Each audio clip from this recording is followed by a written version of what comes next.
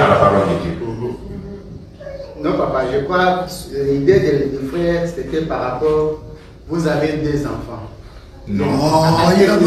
Laissez-moi, je continue un peu. Vous avez 2 ou 3 enfants. Vous êtes des mariés, chrétiens. Et vous décidez de découvrir les enfants. Bon, ça, c'est une autre question. Ça, c'est. Non, ce n'est pas la question du frère. Ça, ce n'est pas la question du frère. C'est pas la même question. Il ne faut pas. compliquer les choses, c'est ça. Il ne faut pas changer la question du frère. Il a bien dit, vous décidez de ne pas avoir des enfants. Voilà. Comme des blancs, tu vois. Voilà. Oui, on peut. C'est une écriture, donc, le frère donc, qui voulait prendre la femme de son frère. Oui. Il y a une parabole que Jésus a dit que. Je ne sais pas si vous comprenez.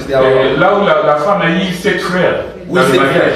Oui, ils n'ont pas donné des enfants. Vous ne voulez pas donc donner donc, la sémence à donc. Non, là tu parles de Onan, ça c'est autre chose. Ça c'est dans la parole vraiment avec Judas. C'est l'histoire de Judas. Oui, ça c'est Onan. C'est ça que j'ai dit, c'est condamnable parce qu'il ne voulait pas donner la sémence donc, à la femme de son frère. Voilà. Donc c'est pour ça qu'il l'a condamné, donc il avait mouru.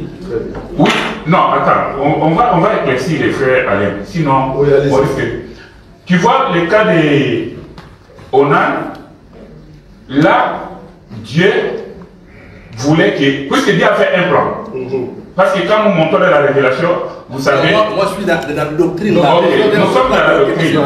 Nous sommes dans la doctrine. Là, c'est l'homme seulement qui ne voulait pas donner la semence. Mais la question du frère est l'homme et la femme décident de ne pas avoir des enfants. Vous voyez? Donc c'est un peu, il y a une nuance là. Oui. La seule. Ma question, alors quand tu t'es marié, donc, les enfants, donc c'est la base du mariage. Micro. En fait, les enfants sont la base du mariage. Mais en réalité, les enfants sont, je ne sais pas, moi j'ai mais en fait, dans un groupe, on dit que non, les enfants, en fait, un couple peut décider d'avoir des enfants après, quand on est jeune, on a 30 ans, on va faire des enfants à 40 ans. Bon, en fait, les enfants, c'est le produit du mariage. Là, on est d'accord. C'est comme un arbre fruitier, vouloir ou pas, ça doit pousser. Ça doit avoir le fruit. Maintenant, quand ça, c'est vous deux. En fait, comme je dis ici, c'est une société. Les enfants arrivent parce que vous êtes organisés pour les amener à l'école, pour qu'ils puissent atteindre un niveau. En tout cas, il ne faut pas aller dans les pensées de nos parents. Multipliez-vous. Non. Ici, en Europe, tu vas remarquer que la pensée de multipliez-vous, c'est vous, en fait, qui allez souffrir. Donc, les enfants arrivent par organisation. Il faut t'organiser.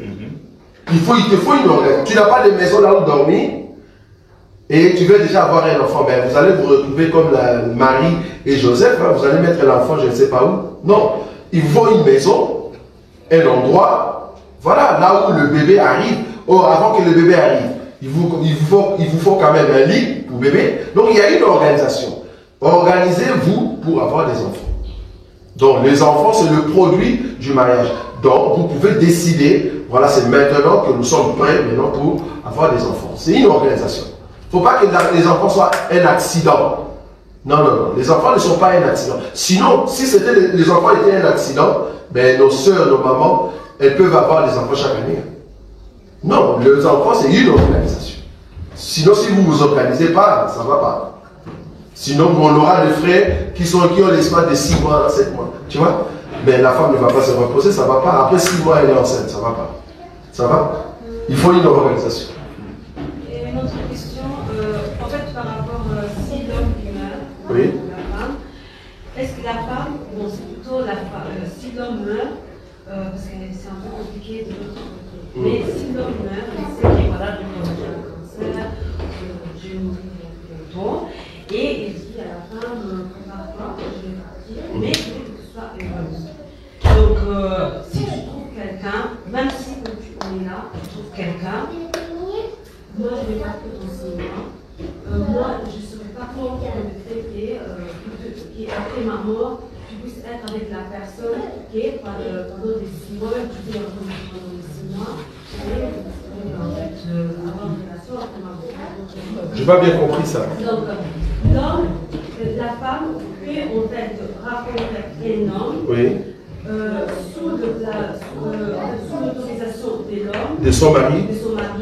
En sachant que lui-même, le mari, il va mourir bientôt. Non. Et vous, il a Non. Je vois ce que tu veux dire. C'est-à-dire, l'homme sait que je vais mourir.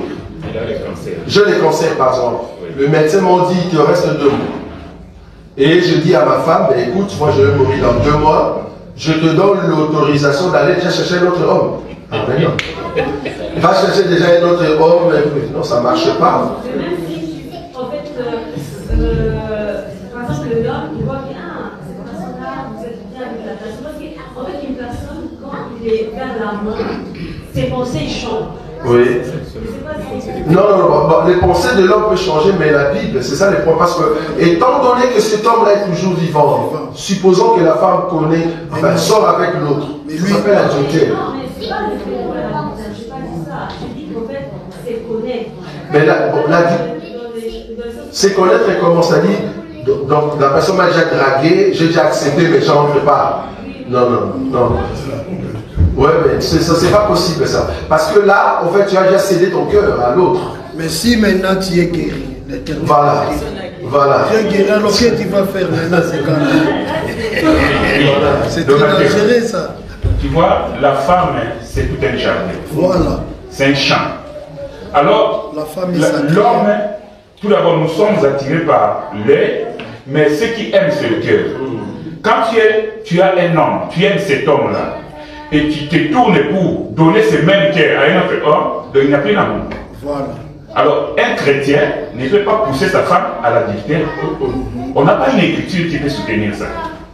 Tu vois? Si la femme a ses désirs à elle, et trouve que nous, avec cet homme, ça fait déjà autant de mois, on est ensemble, mais il n'arrive plus à le satisfaire, et elle sort pour commettre l'adultère, c'est la femme qui commet l'adultère. Mais un homme sérieux, un homme chrétien, ne peut pas dire à sa femme, là, ce sont les pensées des blancs. Tu vois, tu marches comme avec les pensées des blancs. Les blancs sont comme ça. Il peut chercher un homme pour venir sacrifier sa femme parce que lui-même n'arrive pas à sacrifier. Non, parce qu'il va mourir. Parce qu'il va mourir, par exemple. Non, mais moi, je ne parle pas par rapport aux satisfactions, non, pas du tout.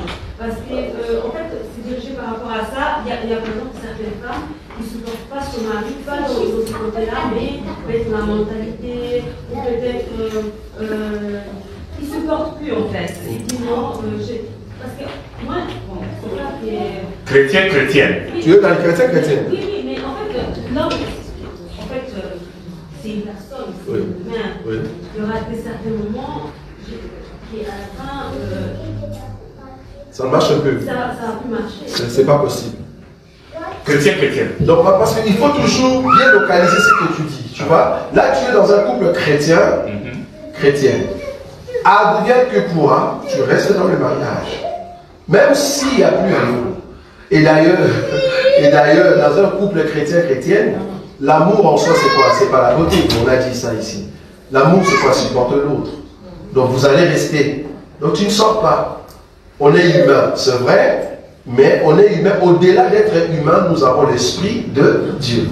Le fait que j'ai l'esprit de Dieu, c'est par l'esprit de Dieu que je continue dans l'amour. Regarde donc, l'homme que tu vois aujourd'hui, le premier jour quand tu le rencontres, tout ce que tu vois, c'est de l'apparence. Ça, j'aimerais déjà te dire. C'est vraiment de l'apparence. La beauté, tout ce que tu vois, c'est de l'apparence. Tu vas bien comprendre cet homme dans le mariage. Amen. Et tu vas voir que tout ce que tu avais avant, tu ne le vois plus. Quand les autres disent, waouh, tu as un beau mari, toi tu ne le vois plus. Pourquoi? Parce que toi tu vois ce qui se passe à la maison. C'est plus la beauté. Donc du coup, un chrétien aime parce qu'il a la parole de Dieu. Une chrétienne aime parce que tu as la parole de Dieu. Mais les païens par contre, à un moment quand l'amour finit, Dieu n'alimente plus cet amour-là. Tu vois, le Seigneur ne va plus alimenter l'amour.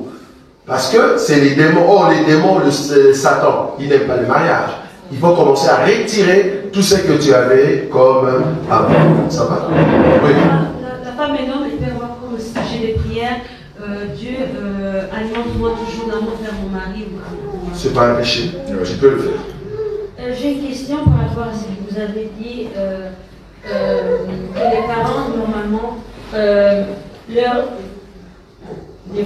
Oui, leur droit, c'est de faire grandir leurs enfants et d'étudier, afin que les enfants puissent étudier. Oui. Mais pour l'homme doit amener la femme vers une mission à lui. Oui.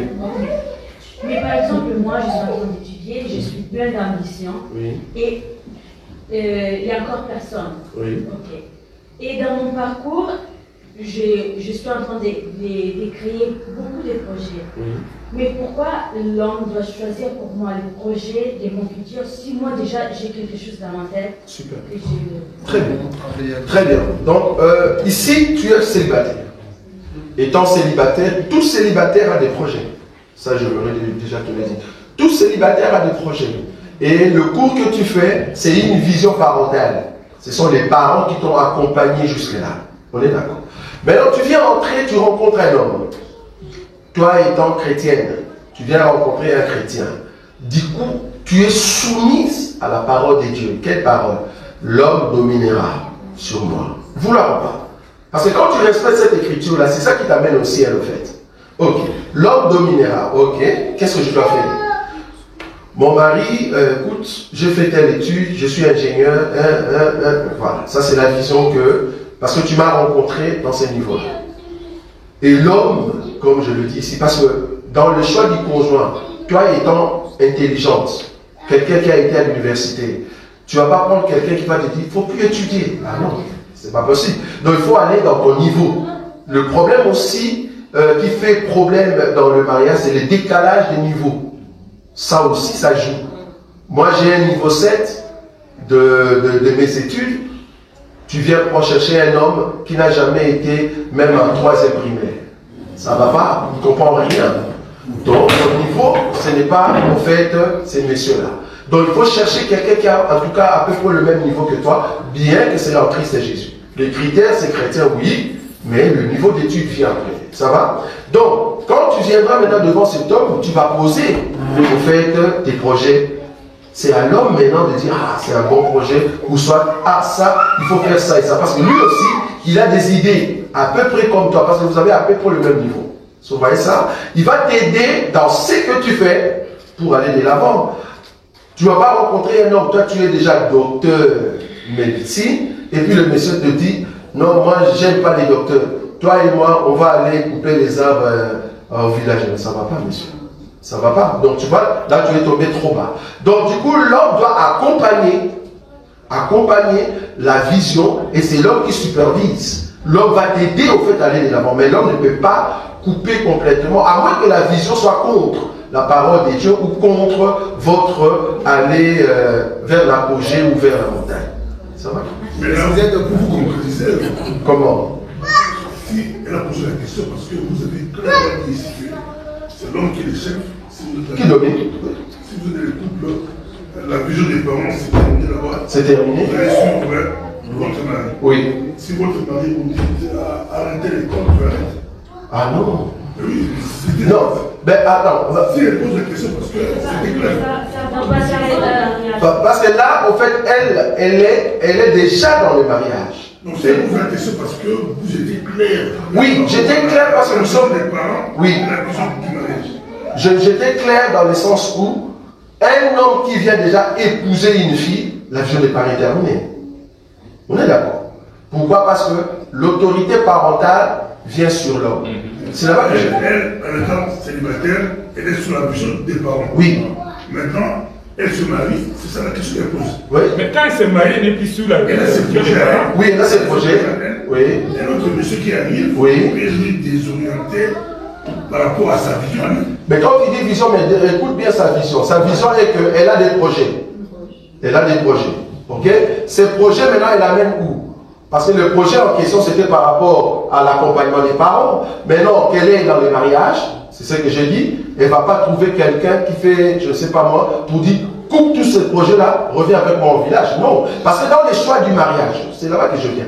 Parce que nous avons l'avant, pendant et après. Dans le choix du mariage, la sœur va prendre quelqu'un qui va l'aider dans les projets pour aller aider. Elle va aussi avoir quelqu'un de son niveau, oui. Mais qui disent que bon, moi je ne veux pas ça, on fait ceci. Bon, on fait ceci, mais qui va de l'avant. Là, ça va, il n'y a pas de souci. Mais pas on fait ceci qui va le faire reculer. Non, c'est pas possible. Donc, non, par rapport Par rapport à la vision du monsieur, oui. Non, attendez, les frères Manuel, on va prendre une question en ligne. Oui. Sinon, Non, c'est pour les gens. C'est pour compléter. Oui, vas-y. Au cas où elle travaille déjà. Oui. Elle a étudié. Et ça Elle travaille déjà quand elle est chez les parents. Pas encore mariée. Oui. Même pas chez les mamans. Elle habite par exemple ici. Seule. Sur l'autorité des parents, bien sûr. Oui. Oui. Elle travaille déjà. Oui. Elle veut rencontrer un homme. Oui. Un frère en Christ. Est-ce que le frère. Ok. Elle est maintenant sous l'autorité du frère. Oui. Le frère va lui dire qu'il faut stopper de travailler. Si le frère dit je vais te prendre en charge, pourquoi pas? C'est ça. Si le frère dit, en tout cas moi comme je suis là, je suis un fils de. Toi ne travailles plus, je te donne ça et ça. Mais quand on dit travailler ici, je ne vois pas seulement. Comment? Elle est médecin, elle est médecin. Oui. Le mari vient avec beaucoup d'argent. Oui. Elle reste à la maison, elle serait heureuse. Mais la question ici serait de savoir plutôt, elle va au travail pourquoi? Elle va au travail pourquoi? Pour subvenir aux besoins. Pour gagner la... Or, il y a déjà un homme qui... Quand c'est le métier, le médecin, c'est plus l'argent. C'est pas de l'argent. Mais pourquoi tu travailles? Tous les gens. Mais non, ah mais non, parce que... Quand vous posez la c'est plus l'argent. Non, ça c'est autre chose. Le passé, ça... Non. Elle est ingénieure. Mais non, elle est ingénieure. Parce qu'elle est ingénieure. Ou soit ceux qui font... Mais non, parce que quand tu fais un cours, tu as fait bac plus 5, plus 7. Parce que le mari peut aussi laisser sa femme à la maison par jalousie. Ah non, on ne parle pas de ça. Ça c'est autre chose. Là, c'est un mari, non. C'est un mari païen, Pasteur Bobo. Pasteur Bobo, il faut localiser le mariage. Nous sommes dans un mariage chrétien-chrétien. Donc, elle chrétien qui dit à sa femme, vous travaillez plus. Pardon? Elle chrétien qui dit à sa femme, vous travaillez plus. Oui. Et elle serait heureuse à la maison. Pourquoi pas? Si on subvient à... Si il subvient à ses besoins.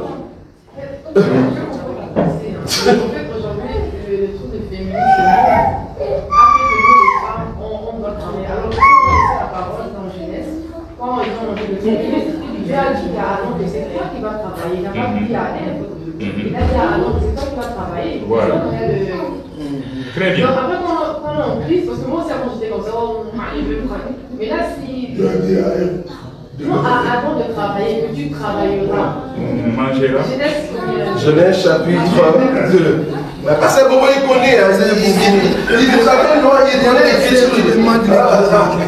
Parce que Bobo il fait qu'ils apprennent dans les distractions, je le connais. Oui, il ne faut pas de distraction. Oui, on va prendre une question en ligne. Il sait, il connaît déjà l'écriture, il sait très bien. Dieu a dit à Adam, cultive et Dieu, il connaît l'écriture. Donc il n'y a même pas, on n'a pas dit à elle, il connaît. Oui, okay, une autre question. Merci beaucoup. Et nous avons toujours notre bien-aimé, Ismaël Minueta, pose la question. Y a-t-il une limite d'âge de se marier? Deux points. Entre l'âge du frère et l'âge de la sœur. Devions-nous prendre en compte les facteurs âge? Très important. Facteur âge, je crois que le premier élément, je soutiens plutôt la maturité. Parce que si on doit considérer le facteur âge, il y a d'autres personnes qui sont âgées mais qui ne sont pas matures. Voilà. Et tu entres dans le mariage comme ça, c'est un bébé, c'est un enfant, mais plus âgé, tu vois. Je crois que ce qu'on doit rechercher, c'est plutôt la maturité. C'est ce que je crois que je l'avais dit ici. C'est la maturité, l'homme mature. Donc tu as les seigneurs, mais sois mature. Pas un bébé, pas un petit enfant. On a des hommes qui ont 30 ans, mais qui se comporte comme un petit enfant à la maison, vous voyez. Mais il faut chercher un homme qui est mature. Donc, en tout cas, pas l'âge, c'est plutôt la maturité qu'il faut rechercher. Ça va? Oui. Oui? En tout cas, cette table-là, on ne pose pas, hein, je ne sais pas pourquoi. Mais on entend seulement de prédication là-bas. Oui, allez-y. En fait, moi, ma question est, est-ce qu'un jeune couple peut habiter ensemble après les fiançailles ou bien on doit attendre de se marier devant la mairie en blanc avant d'habiter à la mairie ou l'église en blanc, genre la robe en blanc pour se marier, quoi, parce que la dot, chez nous les Africains, c'est déjà que tu as épousé la femme. Ben, alors qu'eux, ils sont fiancés. Non, un jeune couple. Décide de se marier. Oui. Genre le frère. Mais ils ne sont pas encore mariés. Non, il paye la dot et tout. L'ipouta, oui. Il vient à la maison. Est-ce qu'il a déjà payé? Pas encore. Non, il a payé. Il a payé auprès des parents. Est-ce que là, oui, ils peuvent habiter ensemble ou pas? Non, et alors la question, quand est-ce que les deux personnes peuvent habiter ensemble? C'est après la dot. Parce que tu as déjà payé. L'homme a déjà payé, non? Les lipoutes à tout ça. Il a payé. Mais habiter ensemble. C'est ça. On ne doit pas faire comme le monde. Ah non, ça c'est une autre organisation. Ça n'a rien à voir dans la Bible. De mettre une robe blanche là, aller à l'église. Non, il n'y en a pas à l'écriture. On n'a pas une écriture comme ça. L'écriture qu'on a, c'est le papa qui vient d'accepter, donner en fait l'autorité parentale, il donne à l'homme. Dès que tu as l'homme a l'autorité, on amène la fille. C'est pour ça, nous, en tout cas, on conseille lors de mariage coutumier. Dès qu'on donne déjà la dot, on va prendre notre femme, hein, donc la soeur, on l'amène. C'est tout. Oui. Oui, c'est juste pour compléter la question de la sœur. C'est parce que dans le monde, dans beaucoup d'églises, ils ont cette confusion-là. L'homme a déjà doté sa femme, mais le pasteur qui dit qu'il ne doit pas connaître ta femme, jusqu'à ce qu'on va vous marier à l'église. L'église ne marie jamais le fiancé. Ok? Donc, les mariages, bibliquement par là, c'est le mariage coutumier. Oui, pas. Posez des questions parce que nous avons quand on est en bon, nous avons ici Pasteur Bobo qui nous complique ici. Il ne pose pas des questions, il nous complique. Je termine mon idée, Pasteur Bobo. On va lui donner des micros. Ok, on va te donner les micros. Donc, le vrai mariage, c'est lorsque l'homme va auprès des parents et se marie, donc paye la dot. Automatiquement, à partir de ce moment-là, la femme devient l'épouse de ses terres. Il peut aller habiter avec sa femme et commencer à faire des enfants. Vous voyez? Alors, en ce qui concerne les mariages civils, comme tu as dit là, ça c'est au niveau administratif, comme nous sommes surtout ici en Europe, pour les problèmes, pour régler tel problème, ça demande à ce que vous soyez mariés officiellement. Là, vous pouvez aller à la mairie. Mais à l'église, nous voulons vraiment marteler là-dessus. L'église ne marie pas les hommes, ne marie pas, ne déclare pas le mariage que je vous déclare mari et femme. Non. L'église, ce qu'il fait, il demande la bénédiction de Dieu sur les couples mariés. Vous êtes déjà mariés, on demande la grâce, la bénédiction de Dieu sur les couples mariés. Un point pas. Voilà. Très important. Pourquoi? Parce qu'il y a des pasteurs qui disent, bien qu'on a donné la dot, ils disent aux frères et à la sœur, il ne faut pas vous connaître encore. Parce que l'église n'a pas encore prié. On n'en voit pas cette écriture-là. Non. Vous êtes déjà mariés, donc vous pouvez tout faire. Oui? J'ai encore une autre question. Oui, allez-y. Alors, je sais qu'avec Dieu, rien n'est impossible. Mais imagine que la femme n'arrive pas à avoir un enfant. Est-ce qu'elle peut avoir une mère porteuse? C'est-à-dire? Qu'elle n'arrive pas à avoir des enfants. Oui. Genre qu'à l'intérieur ça va pas, ou qu'elle a fait... Donc elle voit maintenant la sémence de son mari, on donne à une autre femme. Et, il y a des questions. Mais c'est pas possible ça. Non. La mère porteuse, non. Par exemple, je connais quelqu'un qui a des problèmes, par exemple, en endométriose, comment ils sont en français? Endométriose, genre déjà dès le bas âge, tu as déjà des problèmes à l'intérieur et qu'on doit enlever là où l'enfant ça sort, se pose, oui. Les trompes, oui, pardon. Ok, les trompes. On enlève ça déjà et que quand, même avant le mariage, le frère dit bon, ok, c'est pas grave, mais dans le mariage. Après, le frère décide, il se dit bon, comme aujourd'hui il y a plusieurs façons, pourquoi pas prendre une mère porteuse?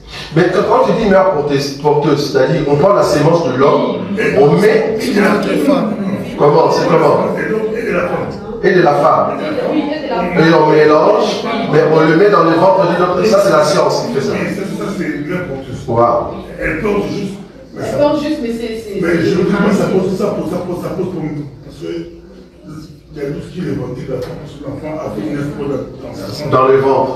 Ça pose problème. Ah bon. En fait, ils font. Donc, biologiquement, c'est l'enfant.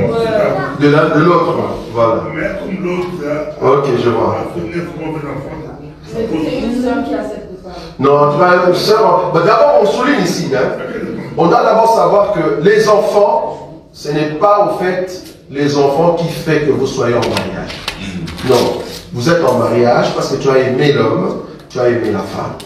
Les enfants sont le produit, tu vois, quelque chose qui vient. Enfant ou non, tu peux rester dans le mariage. Étant donné que le mariage n'est pas fondé sur un mensonge, tu peux rester dans le mariage. enfant ou non. Tu vas aller au ciel, oui, tu vas aller au ciel. Donc ce ne sont pas les enfants qui font que sans enfants on ne peut pas s'asseoir. Non, il n'y a pas une écriture comme ça. Par contre, sans relation sexuelle, sans nourriture, sans vêtements, là il y a un problème. C'est ce qu'on a lu. Mais en ce qui concerne les enfants, c'est le produit, c'est la bénédiction, c'est ce qui arrive par rapport à la relation des deux personnes. Donc il ne faut pas baser votre mariage sur les enfants, non. Parce que j'ai vu des gens, ah pourquoi tu m'as donné cet enfant, moi je croyais que l'enfant allait être beau. Et attendez, c'est pas moi qui décidais. Vous voyez? Donc des trucs comme ça ne peut pas décider par rapport à votre mariage. Ça va, c'est ça. Voilà. Oui.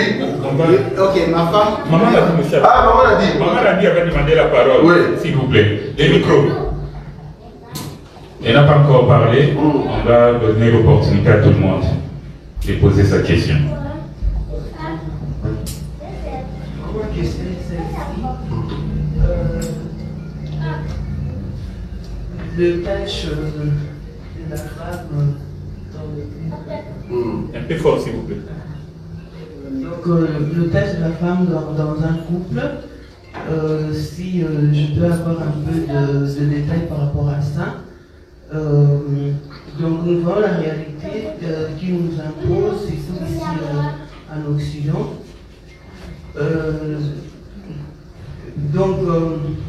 Parce que nous nous retrouvons ici en Europe, ou bien en Occident, et en Afrique, on avait une autre vie. Ce qui fait que la femme, à mon avis, bon, je ne sais pas, je parle aussi avec beaucoup d'autres couples, et je constate qu'ici en Europe, la femme a tellement beaucoup de charges sur elle.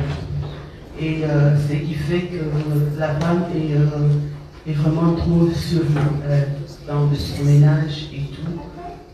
Parce que l'homme africain, l'homme en soi, pas l'homme africain, mais l'homme en soi, surtout l'homme africain, l'homme est le chef, nous les avons tous, on ne peut pas contredire la parole. L'homme africain, qui est le chef de la maison, qui donne l'argent aussi, mais après le reste, qui ne fait rien. C'est à la femme de faire tout, ramener les enfants à l'école, faire les devoirs, aller dans les réunions des enfants, faire tout ce qui suit. Parce que ici, j'ai appris que, c'est aux parents de l'aider les enfants par rapport aux visions et aux projets.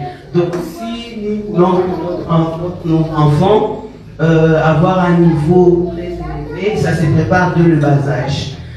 Si on ne préparons pas nos enfants par rapport aux devoirs et par rapport, on ne part pas, parce qu'il y a d'autres parents qui ne signent même pas le bulletin des enfants.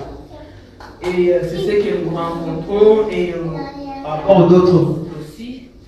Et je ne sais pas comment, c'est pour ça que je vais savoir les tâches de l'homme et de la femme dans un couple. Ok, on va prendre l'écriture. Tite, chapitre 2. Tite, chapitre 2.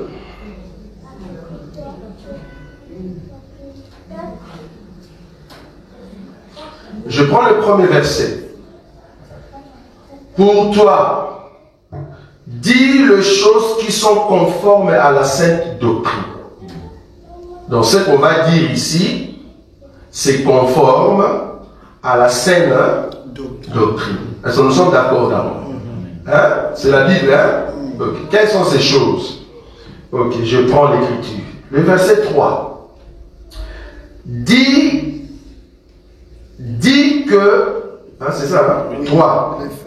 Dit que les femmes âgées doivent aussi avoir l'extérieur qui convient à la sainteté, n'être ni médisantes, ni adonnées au vin, qu'elles doivent donner de bonnes instructions. 4.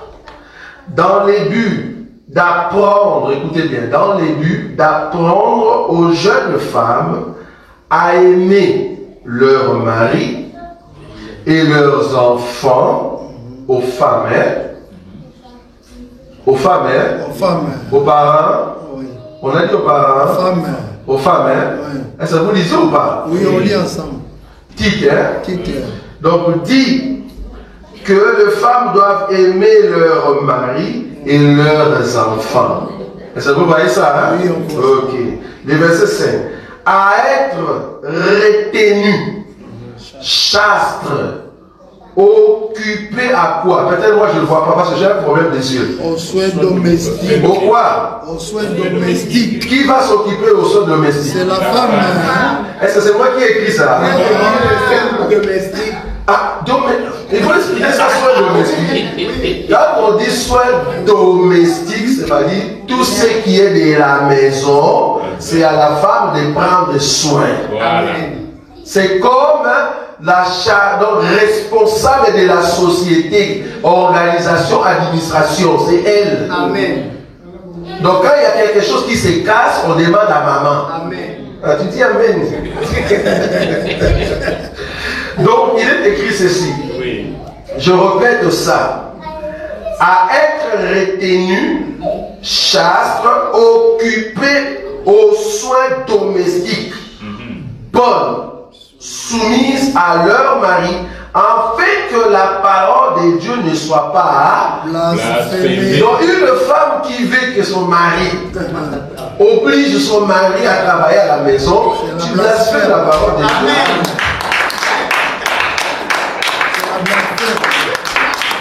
Oui ou non? Moi je croyais que c'était la parole de Dieu.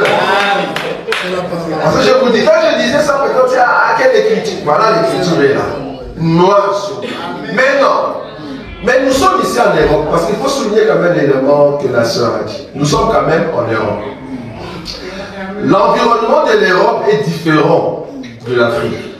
Bon, nous sommes d'accord. Pourquoi? En Afrique, on peut en tout cas avoir peut-être quelqu'un qui peut nous aider. Ça va? Mais ici, nous sommes en Europe, nous sommes qu'à deux. Nous sommes qu'à deux.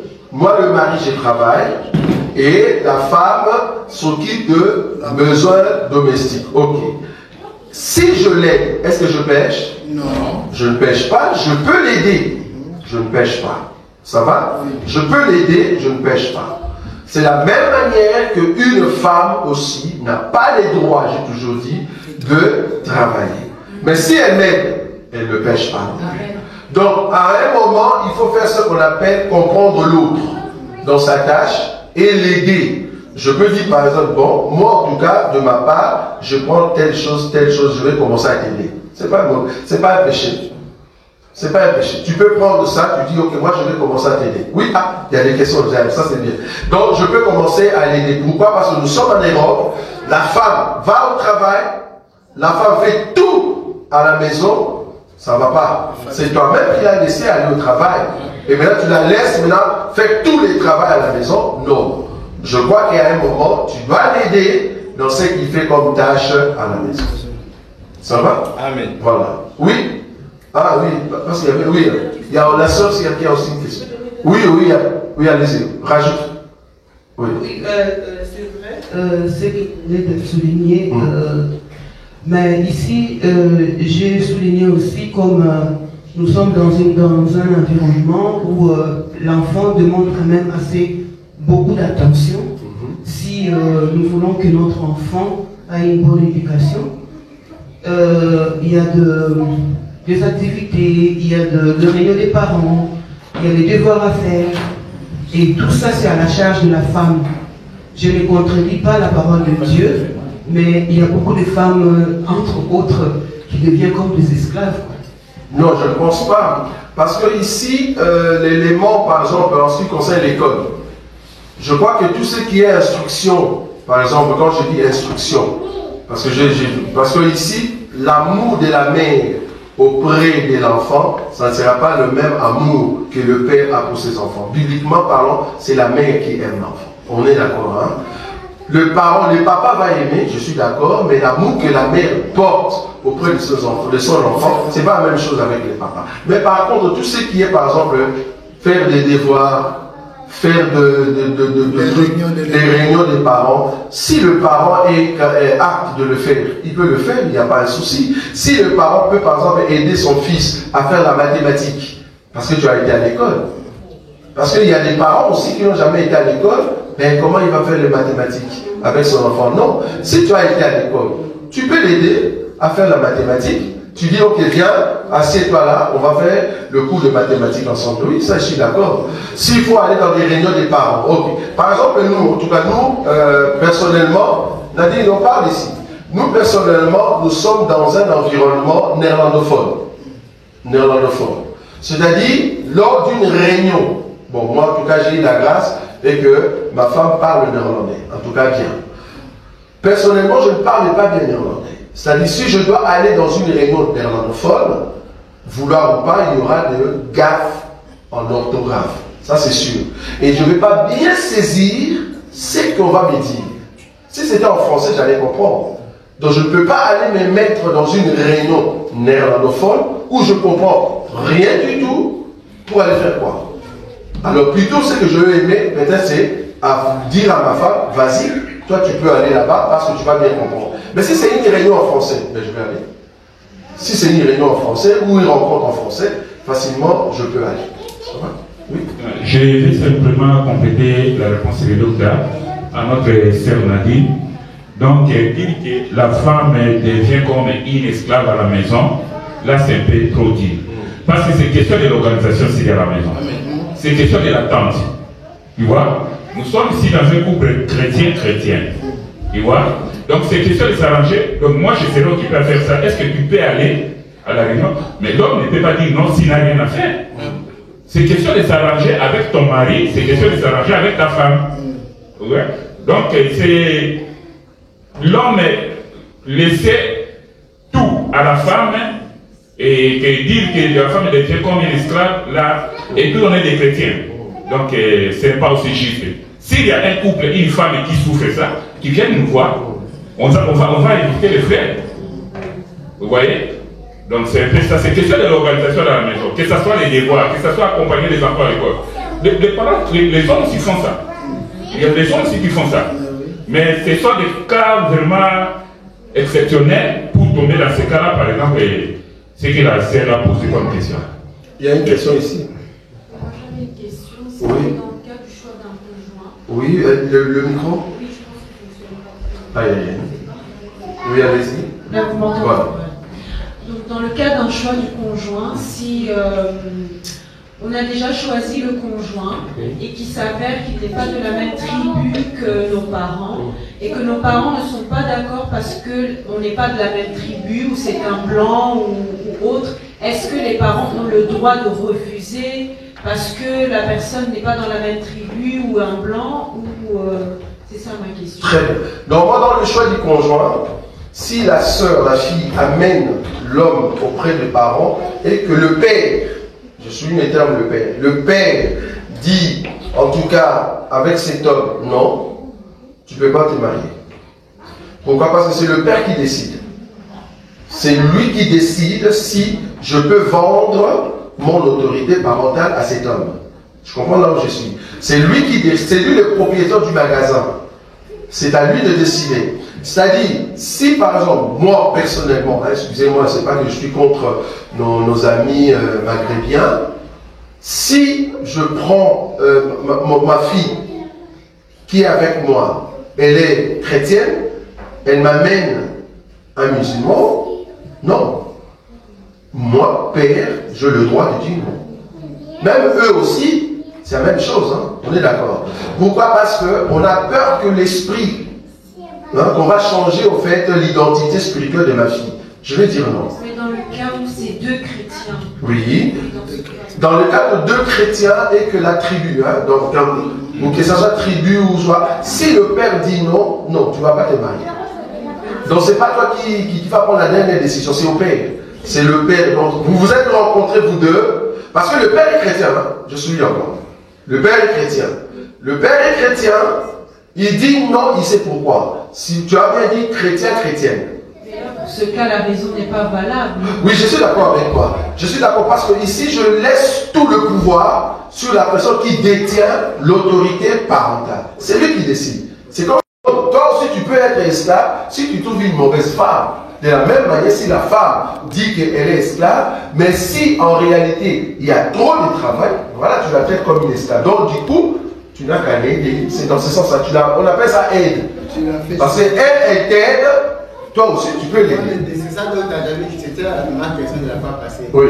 L'aide là, ça va prendre combien de temps? La femme, en l'état, elle risque de rester dans son coin là. Ça sera continuel pour toi. Et les jours que tu ne feras pas ça, ça deviendra problème. Et ça risque de la... Mais Emmanuel, si tu demandes les aides là, ça va prendre combien de temps? Je te pose aussi la question. Maintenant, les aides que la femme fait pour aller travailler, ça va prendre combien de temps? Elle a un travail à durée indéterminée. Maintenant, toi, pour la femme, travail à durée indéterminée, toi aussi tu as aide durée indéterminée. Maintenant, on change quoi? On change quoi? Mais non, ça ne change pas. Si on a dit l'aide de la femme s'appelle aide. L'aide de l'homme aussi, ça s'appelle aide. Si tu dis ma femme travaille à durée indéterminée, toi aussi aide-les à durée indéterminée, frère. Toi, tu veux que la femme travaille à durée indéterminée pour t'aider, toi, mais toi, tu ne veux pas l'aider à durée indéterminée. Non, tu dois l'aider. Ce n'est pas péché, frère. Il faut l'aider. Si tu es ici en Europe, en tout cas. C'est pour ça que moi je dis, ou soit adopter, c'est vraiment le chemin court. Adopter à ce que nous ayons une bonne. Il y a des, comment ils appellent? Les gens qui service, comment on dit ça? Service de la maison qui vient. Oui, oui, non, on les appelle des titres-service. Les gens des titres-service là. Voilà, vous allez le prendre pour 2 ou 3 heures. Elle vient à la maison, elle fait, voilà, on paye quelque chose. C'est mieux comme ça, la femme n'a pas toutes les charges. À moins que la femme elle-même n'accepte pas cela. Voilà. C'est l'homme qui doit payer, c'est pas la femme. Oui, oui, c'est l'homme qui paye. Bon, quand on dit l'homme qui paye, c'est-à-dire l'argent de l'homme, c'est l'homme qui paye pour ne pas déranger sa femme. C'est plus mieux comme ça, la femme ne souffre pas. Et quand je dis c'est l'homme qui paye ici, oh c'est l'homme qui gère, mais non, c'est-à-dire l'argent que la femme travaille et l'argent de l'homme, nous structurons un montant pour payer la dame, pour vous aider. Voilà. Parce que normalement c'était ta charge, mais vous partagez cette charge maintenant avec une autre dame qui vient travailler. Elle a dit l'homme paye, ça veut dire l'argent de l'homme, pas son argent. Mais non, c'est pas ce qu'elle a dit. Mais son argent, c'est l'argent de la maison. Oui, c'est pas elle qui va gérer ça. Ah, c'est son aide. Comment? C'est son aide. En fait, c'est l'homme qui m'aide. En fait, c'est comme l'homme ne peut pas aider directement. En fait, il aide en payant une service. Ah non, non, non. En fait, ici, l'homme voit que tu travailles trop. Vu que tu travailles là le matin jusqu'au soir et à la maison, il y a encore des travail, nettoyer tout ça, l'homme dit non, non, non. Je ne veux pas faire souffrir ma femme, je vais prendre les gens des titres-service. Ils viennent à la maison pour 2, 3 heures, 4 heures, ils nettoient, tout est propre, comme les gens de l'hôtel, et puis c'est bon, vous payez, voilà, pourquoi pas. La femme continue son travail. C'est pas grave. Oui. Voilà. J'avais une dernière question. Oui, allez-y, maman. On dit que la femme doit être soumise, on parle que tu es soumis, tu es sous la mission de ton mari. Maintenant, dans le cas toujours de 2 chrétiens, l'homme, il n'a pas vraiment, il ne sait pas vraiment la mission, pourquoi. Et moi, en tant que femme, on me dit bâtis ta maison et tu es cette femme qui est louée à cause de toi, ton mari est loué au camp. Est-ce que c'est mauvais, moi, je puisse pousser mon mari plus à la vision que moi j'ai? Est-ce que c'est mauvais? Est-ce que... Si c'est pour votre avancement, pourquoi pas? Supposons que, parce qu'il faut toujours changer aussi des cas, sortir un peu du côté homme-femme, va maintenant du côté parent-enfant. C'est la même chose aussi, hein? Du côté chef et serviteur. Si le serviteur a un conseil à donner, si les enfants ont un conseil à donner à leurs parents, et que ça va vous amener vers la montagne, pourquoi pas? La vision que la femme a va nous aider à aller de l'avant. Pourquoi pas? Il faut toujours essayer parce que, comme je dis, c'est un contrat, c'est une société. Nous mettons en place pour aller de l'avant. Donc, amène au fait des visions, amène des pensées qui vont nous aider à aller de l'avant. Parce qu'il y a aussi des hommes, vouloir ou pas, ces idées ne sont pas toujours les bienvenues. Ces idées ne sont pas toujours les bonnes. Donc du coup, il faut essayer aussi l'idée de l'autre pour voir un peu si ça va aller. Mais ne t'impose pas. C'est là-bas. La femme n'a pas le droit de s'imposer. Non, si tu ne veux pas, non, c'est pas à la femme, c'est pas donné à la femme. C'est pas donné à la femme de s'imposer dans une vision. Non, la femme ne s'impose pas. La femme apporte des visions. Les serviteurs apportent des visions. Les enfants apportent des visions. C'est aux parents d'approuver, c'est au chef d'approuver, c'est au mari d'approuver. Tu vois? Donc c'est vraiment ça. Donc la femme amène et on peut aller là. Mais on va déjà terminer parce que là il est 15. Oui, dernière question. Oui. Par rapport, par rapport au choix, oui. On peut choisir en fait ton partenaire par rapport aussi à la vision pour ne pas avoir un souci après qu'on a des conflits de vision. Oui, parce que c'est toi qui fais le choix. C'est toi, parce que l'homme qui vient auprès de toi, il ne te force pas pour que tu puisses l'aimer. C'est toi qui fais le choix en fait. Donc en réalité, c'est pas l'homme fait un choix, l'homme vient proposer le choix, et c'est à la femme de voir le choix et d'accepter le choix. Donc c'est toi la sœur qui dit oui. L'homme vient proposer et c'est à la sœur de dire oui. Or quand tu dis oui, c'est parce que tu as vérifié que c'est bon pour ta vision. C'est pour ça que je dis, il ne faut pas baser le choix du conjoint avec la beauté. Non, non. Ça, ce sont des choses qui vont venir vraiment après. Base d'abord par rapport, la personne est chrétienne. Deuxièmement, la personne est intelligente, mature. Il a quelque chose dans la tête. Ne prends pas n'importe qui parce que la personne est belle. Non. Donc, prends quelqu'un qui va t'accompagner, en tout cas, dans ce que tu fais. Bien qu'il va gérer. C'est lui qui gère, bien qu'il a l'autorité sur toi. Ça, c'est une question, oui. Par rapport au fait que lui, je ne sais pas, c'est bien. Mais en fait, j'ai une question par rapport toujours au choix de ton conjoint. Oui. Par rapport, bon, c'est vraiment sensible par rapport aux tâches ménagères. Oui. En fait, par rapport au choix du conjoint, je peux me dire, voilà, donc j'ai en fait un caractère que l'homme, il a en fait cette facilité, même dans sa jeunesse, comment il a grandi dans sa famille, d'avoir cette volonté toujours d'aider parce que son père, il était toujours sa mère. Donc, moi, je base en fait de trouver quelqu'un qui a cette vision d'aider toujours sa femme. Et par exemple, si un jour, vous venez à la maison et vous trouvez que mon mari, voilà, donc il a tout. Bon, vous voyez que mon mari, par exemple, il est en train de prendre des balais. Oui. Non, je prends les balais pour nettoyer. Oui. Est-ce que si vous êtes là, mais c'est quelque chose d'automatique de mon mari. Oui. Voilà, toujours de m'aider. Oui. En sachant que moi, je suis en train de faire quelque chose. Oui. Est-ce que c'est mauvais? Pourquoi c'est mauvais? Parce que moi, à la maison, 2 fois, je peux faire la vaisselle. À la maison, 2 fois, je peux balayer. Ça ne me dérange pas. De la même manière, l'homme peut faire ça. De la même manière, la femme aussi sort le matin pour aller travailler. Est-ce que ça me dérange? Et la personne qui vient vous voir, ça ne me dérange pas. Donc même si moi je venais vous voir et je vois que votre mari dit « Ok, je vais un peu passer un coup de balai », ça ne me dérange pas. Il ne faut pas que je dise « Ah, ça c'est un homme que c'est comme si on le matait, on prenait le... » Non, non, non. C'est votre organisation, c'est une société à 2 personnes pour avoir des enfants ou soit aller de là. C'est votre société. Ça va? Dernière question avec le frère Emmanuel. Oui. Comme c'est une question, papa, qui était là vraiment abordée. Oui, est-ce que les parents peuvent choisir l'homme ou la femme, son enfant? Dans d'autres cas, oui. C'est-à-dire, le parent propose. Je peux aller comme ça, pas choisir. C'est dans l'ancienne alliance qu'on obligeait, les parents obligeaient l'enfant à prendre ce que eux ils vont donner. Mais aujourd'hui, dans la génération d'aujourd'hui, c'est une proposition. Les parents souhaiteraient que ça soit telle personne. Mais les parents ne sauront pas, dans l'environnement où nous sommes, de obliger leur enfant d'aller vers tel. Non. En tout cas, ça ne sera pas possible.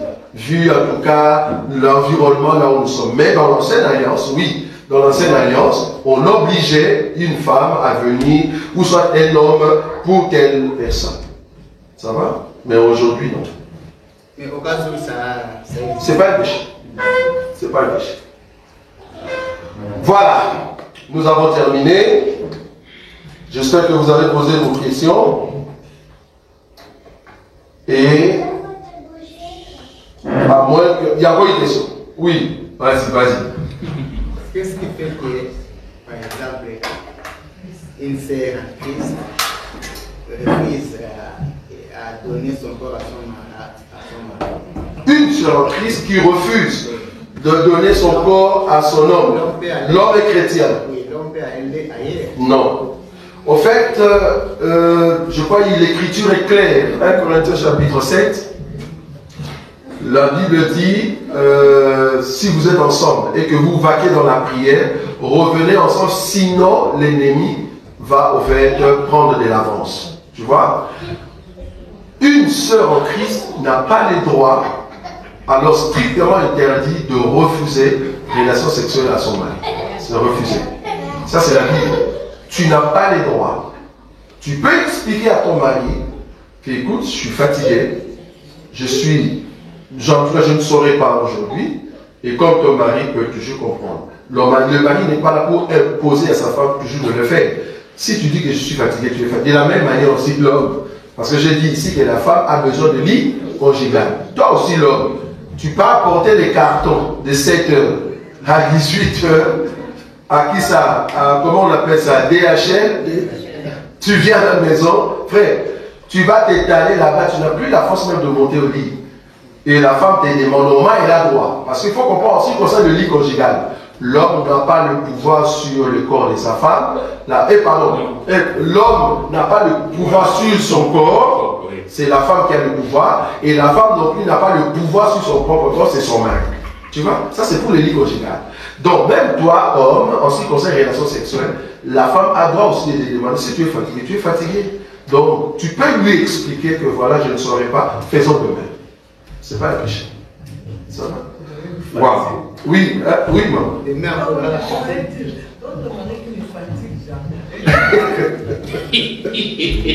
Non, si, il y a des maris qui se fatiguent, ça c'est sûr. Même s'il fait des DHL.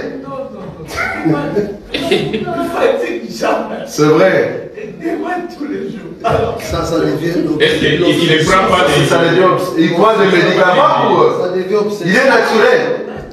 Là c'est grave. Non, maintenant tu peux juste expliquer que voilà, tu. Ah bon, il continue toujours. Maintenant, je crois que tu peux toujours l'expliquer, mais bon. Mais là, il faut changer quand même sa cuisine alors. Parce qu'il y a des cuisines que tu peux faire et ça va diminuer. Docteur, s'il vous plaît. S'il vous plaît, ma sœur. Oui. S'il vous plaît, ma sœur. Oui. Il y a aussi une manière d'expliquer. Quand l'homme s'approche, bon, hier tu as demandé. Aujourd'hui, il te demande. Demain, il te demande. Mais tu peux lui faire comprendre et lui expliquer. Il y a la manière d'expliquer. Mais quand il t'approche et toi, tu dis non, ne me touche pas. Ça, c'est pas bon. Est-ce que ça devient quoi? Je suis devenu ton esclave. Je suis devenu. Alors, ça crée un peu un climat malsain à la maison. Tu vois. Il faut savoir aussi, il faut être comme ça. Mon Seigneur, est-ce qu'on ne peut pas attendre demain? Je suis ta femme, je ne vais pas fuir. Parce que la femme, c'est comme un enfant. Est-ce qu'un enfant peut refuser quand son papa ou sa maman l'envoie? Non. Mais l'enfant peut expliquer, ah maman, je suis fatigué. Oui ou non? L'enfant peut expliquer que maman, je suis fatigué, je ne serai pas parti. Tu comprends l'enfant. Mais demain, je t'envoie encore. C'est ça l'homme. L'homme, normalement, doit le faire tout moment, à tout moment. Ça, c'est vrai. Mais tu peux expliquer à l'homme que je ne saurai pas aujourd'hui. Ça va? Dernière question. Vraiment. Oui, l'écart d'âge. Quelle est la différence entre l'écart d'âge de 20 ans d'une fille par exemple de 20 ans qui s'est mariée avec quelqu'un de 40 ans et la fille qui a 40 ans et l'homme qui a 60 ans? Très bien. Dans les cadres de chrétiens, c'est ça? Oui. Voilà. Dans les cadres de chrétiens, une femme de 40 ans qui épouse un homme de 20 ans, le problème ici serait, est-ce que toi, une maman de 40 ans, accepterais-tu? L'écart d'âge. Oui, écart d'âge. La femme a 40 ans, l'homme a 20 ans, non? Non. Il a 60 ans, 20 ans de plus qu'elle a. 20 ans d'écart. 20 ans, l'homme et la femme. La femme a 40 ans. Ah, la femme a 40 ans, l'homme a 60 ans, oui. Et cet écart d'âge, quelle est la différence dans tous les deux cas, quelle est la différence? Parce qu'à la fin l'enfant, il va quand même avoir 40 ans, Oui. et l'homme il aura 60 ans. Donc, quel est en fait, comment je pourrais dire, il y a deux sortes de couples. Il y a un couple où la fille a 20 ans, Oui. et est mariée avec un homme de 40 ans. 40 ans. Et la deuxième couple, c'est une fille et une maman de 40 ans, parce que vous avez un homme de 60 ans. Un homme de 60 ans. Oui. Ok. Quelle est la différence dans les mariages Ok. de ces deux couples? Ah, je vois. Ah, enfin, quel est l'impact en fait? Quel est l'impact? Ici, l'impact serait de un homme de 60 ans, et la femme a 40 ans. Dans le corps de la femme, il y a encore des sensations qui sont encore trop fortes. Ça va? L'homme de 60 ans, à moins qu'il soit comme maman Martine a dit, hein, c'est un homme qui est très fort encore, ça va. Parce que tu dois satisfaire ta femme. Tu dois satisfaire ta femme. Tu imagines, moi j'ai par exemple 80 ans, je viens prendre une fille de 25 ans. La fille a besoin. Mais moi, la force, j'en ai pas. Donc cette fille ne sera pas à tout moment satisfaite. Tu vois, c'est ça l'impact en fait. L'impact, c'est ça. Donc, en fait, c'est toujours dans ces sens-là qu'il y aura l'impact. Il n'y a pas aussi des autres sujets qui peuvent faire un impact par rapport à ça. Les autres sujets, c'est la procréation. Un homme qui a déjà atteint 80 ans et qui vient d'avoir les enfants, ce n'est pas le même homme qui a 30 ans et qui vient d'avoir un enfant. L'affection du père auprès de ses enfants, mais un vieux de 80 ans n'a plus encore cette affection. Ça, c'est un. Deuxièmement, la force du travail, par exemple. Parce que tu as besoin de manger. J'ai dit, il y a trois choses. Tu as besoin de manger. Un homme de 80 ans, à moins que tu sois millionnaire, ou je ne sais pas moi, mais tu n'as plus la force d'aller travailler. Mais toi, la femme, tu n'as que 40 ans, tu es encore forte. C'est ça l'impact un peu. Donc, l'écart d'âge, plus vous montez vers les 60-70 et que l'homme a cet âge-là, mais la femme reste jeune, vouloir ou pas, ça va se sentir quand même. Au début, ça ne se sent pas. Donc, ça ne se sent pas. Avec les temps, vous allez le sentir. Mais aujourd'hui, on doit aussi se rendre compte que le 60 ans des 20 ans passés n'est plus comme maintenant. Oui, je suis d'accord. Mais 40 ans, les 20 ans passés, c'est comme maintenant. Voilà.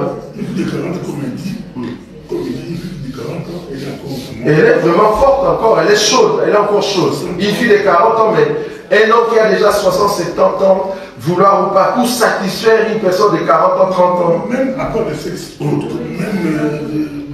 la télévision, les discussions, voilà. La compréhension, voilà. Il y a certains hommes, par exemple, de 60 ans, mais qui a en fait des mentalités qui puissent comprendre en fait c'est des 40 ans. Non, en théorie, mais on dit en théorie dans ce cas. Parce qu'à un moment, vouloir ou pas, il y aura des incompatibilités. Il y aura une compatibilité par rapport à vos agissements. Ça, c'est sûr. Parce que les messieurs, voilà, voient des choses dans sa génération, et mais toi, tu es encore là. Il y aura toujours une compatibilité. Ça, c'est sûr. Au conseil, souvent, les conseils disent que maximum 10. Voilà, c'est mieux. Ça va? Voilà, on a terminé. On a terminé. Tu vas encore poser une question. Ah, on a terminé. On a terminé. Donc, frère, maintenant encore des questions. En tout cas, que Dieu vous bénisse pour votre présence. Voilà, donc on aura encore peut-être la prochaine réunion, on va le dire prochainement, ça sera maintenant pour vraiment le marier.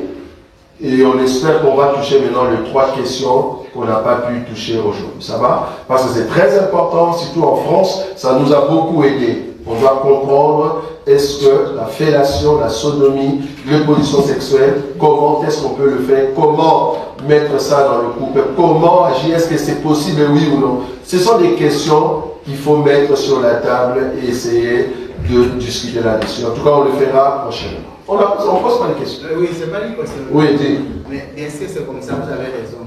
Mais nos jeunes frères et sœurs, parfois, ils ne parlent comme ça, ils ne sont pas enseignés sur ça. En entrant, donc ça que la femme les pose et elle n'était pas enseignée sur ça. Il ne va pas les voir pécher. Je ne crois pas, parce que ici, là tu parles de nos sœurs en Christ. Moi j'ai toujours souligné, je ne parle pas des païens, de nos sœurs en Christ. Ok, de nos sœurs en Christ, vouloir ou pas, là ça sera maintenant comme on dit conférence de jeunes où ils peuvent poser de telles questions, mais pas dans les cas là où il y a ses parents. Tu vois un peu, c'est ça le respect. Là où il y a des parents et qu'on a de jeunes, on ne peut pas aborder le même sujet là où il y a, tu vois, ça sera dans un cadre approprié pour eux. Que là-bas ils peuvent voir. Mais là où il y a leur papa, leur maman, non, on ne peut pas aborder de tels sujets. Ça va par respect de parents. Voilà, nous allons prier. Tendre Père, merci. Merci pour ce temps que tu nous as donné dans ta présence. Bénis tout à chacun de nous pour les conseils que tu nous as donnés en ces lieux. Nous croyons que ça va nous aider pour aller de l'avant dans nos relations, dans le mariage, pour la seule gloire de ton nom.